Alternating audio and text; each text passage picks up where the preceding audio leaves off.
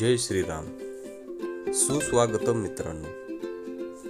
आपल्या कृष्णा थडीचा सवंगडी या यूट्यूब चॅनलमध्ये महाशिवरात्रीच्या मंगल पर्वावर उगवत्या सूर्यबिंबासह मी आपला सर्वांचा मित्र संतोष सूर्यवंशी आपलं मनपूर्वक हार्दिक स्वागत करतो.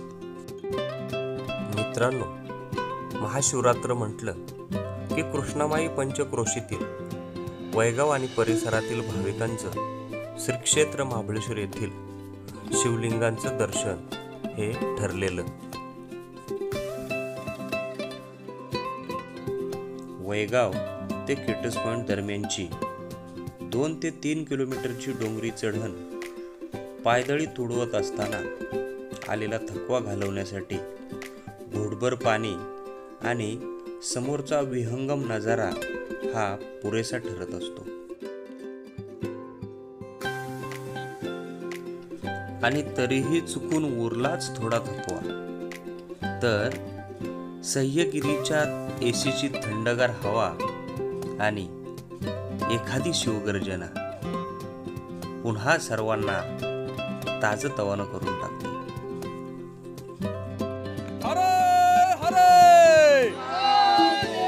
जय भवानी, जय शिवाजी. मित्रांनो, पर्यटक म्हणून जगभरातून अनेक लोक महाबळेश्वरला नेहमी येत असतात, पण स्थानिक लोक हे जास्त करून या महाशिवरात्रीच्या मंगल पर्वावर भाविक म्हणून महाबळेश्वरला आवर्जून जात असतात. नाळीच्या डोंगराची 1 ते 1.5 तासाची चढण चढून किटस पॉइंटला आल्यानंतर पुढे साधारणतः 7 ते 8 किलोमीटर प्रवास केल्यानंतर आपण क्षेत्र महाबळेश्वरला पोहोचतो. भोवतालची घनदाट वनराई आणि निर्भेळ प्राणवायू आपणाला नवचैतन्याची अनुभूती देऊन जातो. श्री क्षेत्र महाबळेश्वर मधच्या मुख्य प्रवेशद्वारातून प्रवेश करताच आपणाला ज्यांच्यामुळं देवांचं देवपण आजवर अबाधित राहिलं अशा अखंड हिंदुस्थानचं आराध्य दैवत असणाऱ्या शिवछत्रपतींचं दर्शन होते.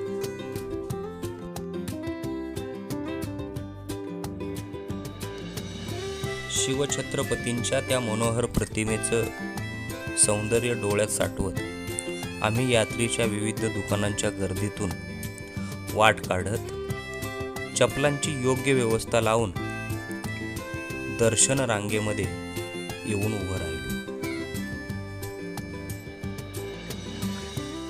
महाशिवरात्रीच्या या मंगल पर्वावर महाराष्ट्रातून विविध ठिकाणाहून येणाऱ्या भाविकांमुळे दर्शन रांग सुद्धा बरीच मोठी असलेली आज आपल्याला दिसून येत आहे. गेल्या महिन्यामध्ये आपण प्रयागराज येथील महाकुंभातील भाविकांची विविधता सोशल मीडियाच्या माध्यमातून पाहत आहोतच. अगदी तशीच पण कमी प्रमाणामध्ये या क्षेत्र महाबळेश्वर मध्येही आपल्याला भाविकांची विविधता या निमित्ताने अनुभवायला मिळाली.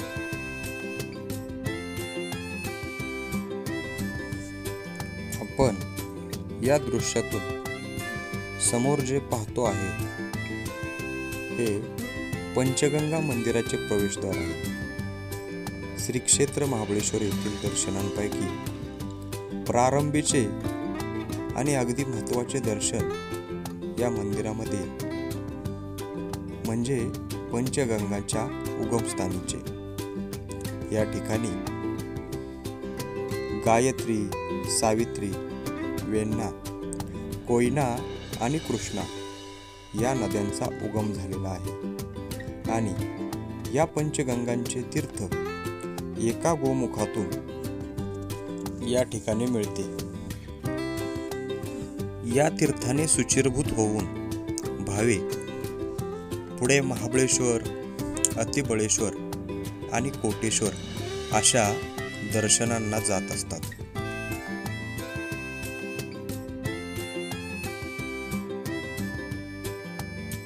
पंचगंगा मंदिरातील दर्शन झाल्यानंतर तेथील गोमुखातून येणारे तीर्थ घेतल्यानंतर आम्ही महाबळेश्वर मंदिरातील दर्शन रांगेत दर्शनासाठी येऊन उभे राहिलो.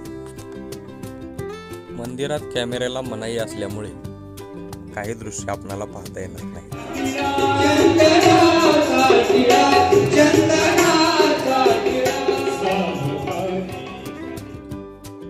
श्री महाबळेश्वरांचे दर्शन झाल्यानंतर आम्ही अतिबळेश्वर या मंदिरामध्ये दर्शनासाठी येऊन पोहोचलो. तेथे महाबळेश्वराच्या मंदिरामध्ये जितकी रांग होती त्यापेक्षा थोड्या कमी प्रमाणामध्ये या ठिकाणी रांग होती किंवा गर्दी होती. बहुधा बऱ्याच लोकांना अतिबळेश्वर किंवा कोटेश्वर ही मंदिरं सुद्धा परिचित नसावीत.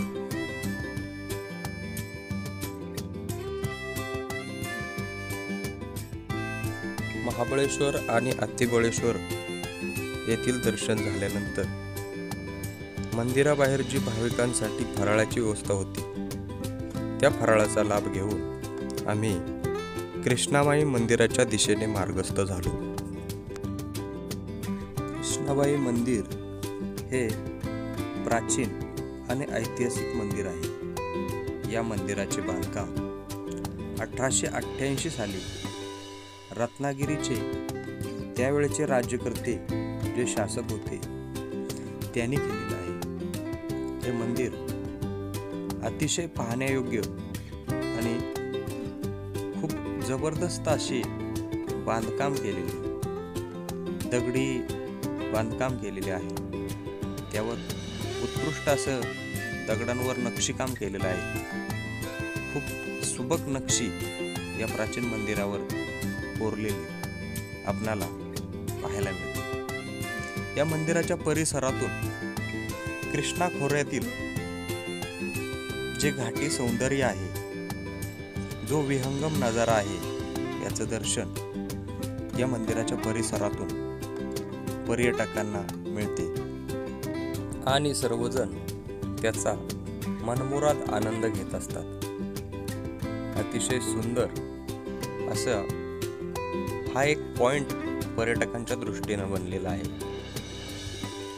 मंदिरावर खांबावर खूप सुबक पद्धतीनं अतिशय कलाकुसरीनं या ठिकाणी नक्षीकाम केलेलं आपल्याला त्या काळामध्ये पाहायला मिळते. खूपच जबरदस्त कला या मंदिराच्या खांबांवर, तेथील सभा मंडपावर कोरलेली आपल्याला पाहायला मिळते. मंदिराच्या मुख्य गाभाऱ्यामध्ये कृष्णामाईची एक मनमोहक मूर्ती आहे. त्याचबरोबर भगवान शंकरांचे एक शिवलिंग त्या ठिकाणी आहे, ज्याच्या दर्शनासाठी संपूर्ण महाराष्ट्रातून, विविध प्रांतातून भाविक हे दरवर्षी येत असतात. मंदिराचा मुख्य गाभारा आणि दोन्ही बाजूचे सभामंडप यांच्या बरोबर मध्यभागी एक चौकोनी आकाराचं कुंड आहे. या कुंडामध्ये एक थंडगार जलधारा कायम प्रवाहित होत असते आणि तीच पुढे जाऊन आपणाला कृष्णामाई असा तिचा परिचय देते. कृष्णामाई मंदिरातील दर्शन झाल्यानंतर थोड्याशा गप्पा गोष्टी झाल्या. सावित्री आता इथं आलो, हे कृष्णामाईचं मंदिर आहे. तिथनं खाली कृष्णामाईच्या पलीकडच्या बाजूला ते दिसतंय का बोळासारखा, तिथनं ते प्रवाह जातो खाली. कृष्णा, वेण्णा, गायत्री आणि सावित्री. सावित्री नदी त्या पूल वाहून गेलेला बघा, वाढचा, सावित्री नदीचा वेण्णा नदी आपल्या बोंडरवाडीच्या तिथनं तो बोंडरवाडीचा वॉटरफॉल आहे ना, धबधबा नाही काय नाही, लिंगमाळा धबधबा काय, तो वेण्णा नदीवर आहे. ही आपली कृष्णामाई आपल्याला माहिती आहे, ती डायरेक्ट गेली बंगालच्या उपसागराला पूर्वेला, बाकीच्या तिच्या सगळ्या बहिणी पश्चिमेला. त्यातली काही नद्या आपल्याला रेग्युलर, एक नदी त्यातली 150 वर्ष एक नदी 60 वर्षानंतर दिसते. ती कुठली ती आता मला नाही सांगता येणार, पण एक नदी 60 वर्षानंतर सरस्वती. आणि जेव्हा दिसतो तेव्हा ते नंदीचा आपला गोमुखाच्या तोंडातनं पाणी पडत होतं, ते अख्खा असं वर्ण उलटतं त्याच्या बाजूने तो प्रवाह. आता महाबळ, ह्या 5-7 जणींचं भाऊ 2 महाबळ आणि आतिबळ. आता ते आसुरी वृत्तीचं होतं काय, आसुरी वृत्तीचं त्यांचं इकडं मोठं साम्राज्य होतं. हे महाबळच्या नावावरनं हे महाबळेश्वर असं झालं.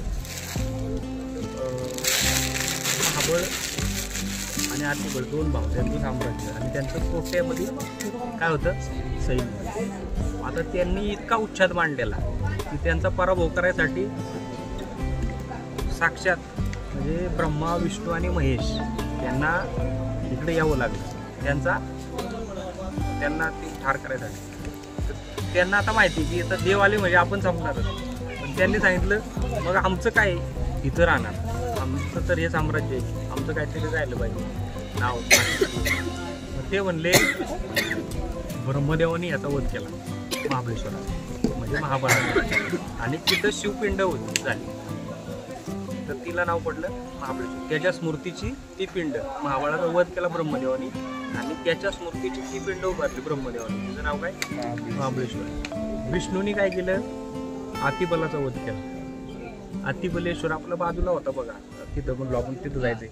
त्या आतिबलेश्वराचा वध कुणी केला, विष्णूने, आणि त्यांनी तिथं शिवपिंड उभारली, तिचं नाव काय आतिबलेश्वर. आणि कोट्यावधी जे सैन्य होतं त्याचा पराभव केला शंकरांनी, आणि त्या कोट्यावधी सैन्याला मारलं ना म्हणून कोटेश्वर. तिथं काय आपण दर्शनाला नाही गेलो. हे 3 इथं येतात, कोण कोण, महाबळेश्वर, आतिबलेश्वर आणि कोटेश्वर. आपण काय काय दर्शन करून आलोय, पहिलं ते महाबळेश्वर आतिबलेश्वर केलं, पण पंचगंगेचं मंदिरातलं केलं, नंतर ही कृष्णामाईचं मंदिर. हे मंदिर साधारणपणे 800-900 वर्षापूर्वीचं हे मंदिर आहे, ते 800-900 वर्षापूर्वी. आता आम्ही जसं बघतोय तसं ते असंच आहे, म्हणजे काय म्हणतात काय खचते दिसते ते नाही, जुनं असल्यामुळे ते कसं होणार. ह्याच्यानंतर आपण खाली बघितली गेल्या वर्षी धरणात मंदिर, तिथं जवळच तोंडाव कृष्णामाई आता ह्या दिशेनं जात होती. म्हणजे सगळ्या बहिणी कुठं गेल्या, पश्चिमेकडे गेल्या, ती एकटी इकडून जात होती. मग तिला अडवण्याचा प्रयत्न झाला की तू एकटीच नको इकडून जाऊ. तर मग पहिला शिवपिंड तिथं झाली धुरेश्वर हे पहिलं शिवलिंग या परिसरातनं खाली जातात. ती मंदिरं तुम्हाला असेच दिसतील बघा, जे तुम्हाला तिथल्या मंदिराचं डिझाईन दिसलं, कुठल्या महाबळेश्वरच्या मंदिराचं बी डिझाईन, त्या खिडक्या ज्या तुम्हाला लक्षात आल्या त्याला त्रिकोणी उतार होता, असा स्लोप होता. तसेच तुम्हाला धुरेश्वरची खिडकी बघायला मिळाली असेल, तसेच तुम्हाला गोकर्णेश्वराची खिडकी. आणि आता धरणाच्या बाहेर चांगलं आपल्याला मंदिर बघायसारखं कुठले, डोमेश्वराचं. त्या डोमेश्वराच्या मंदिराची सुद्धा, किंवा भद्रेश्वर वायलाई, वायमध्ये भद्रेश्वर आहे, असं शेवटपर्यंत रामेश्वर शेवटचा, असं शेवटपर्यंत ह्याच्या हे येतं कृष्णा नदीवर शिवमंदिर थांबवण्यासाठी की बाबा तू बहिणींच्या सोबत. पण नाही, तिचं काय, तिने निर्णय घेतलेला की मला ह्या बाजूला जायचं. पूर्व भागाला ती पार बंगालच्या उपसागरापर्यंत सगळा हे करत होती. त्याच्यावर आलमट्टीला धरण आहे मोठं, चांगली कोल्हापूरची गुरं पाण्यात गेलेली बघा, त्या आलमट्टी धरणाचं तुंबलं ना, इकडे सगळं पाणी येतं आपल्या महाराष्ट्रात. ही सुरुवातीची आपली धरणं ते आपल्याला आपण माहिती आहे. बरं कसं वाटलं हे येऊन रोज आता आपोआपच सुरुवात हा येताना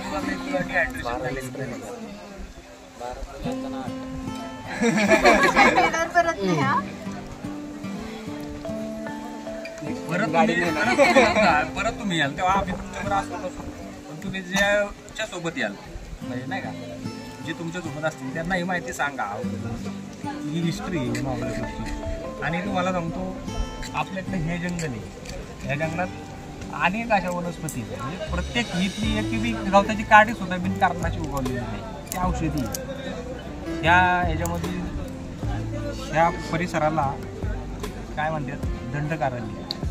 इथपासून नाशिकपर्यंतचा प्रदेश हा दंडकारण्य म्हणून ओळखला जातो. तुम्हाला राम वनवासाला गेले, पांडव वनवासाला गेले तर त्यांना दंडकारण्य आलं वाटमध्ये.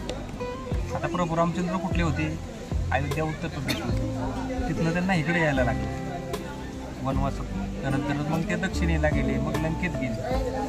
काय त्यांच्या प्रवासात ही सगळी भूमी त्यांच्या पायानं पवित्र झालेली. शिवाजी महाराजांनी याच भूमीत पराक्रम केले. अशा या पावनभूमीत तुम्हाला थंडगार सावलीतल्या गप्पा गोष्टी संपवून आम्ही पुन्हा परतीच्या प्रवासाला निघालो. यात्रेत घेतलेल्या पिपाण्या वाजवताना आम्हाला बाजीदादाची आवर्जून आठवण झाली.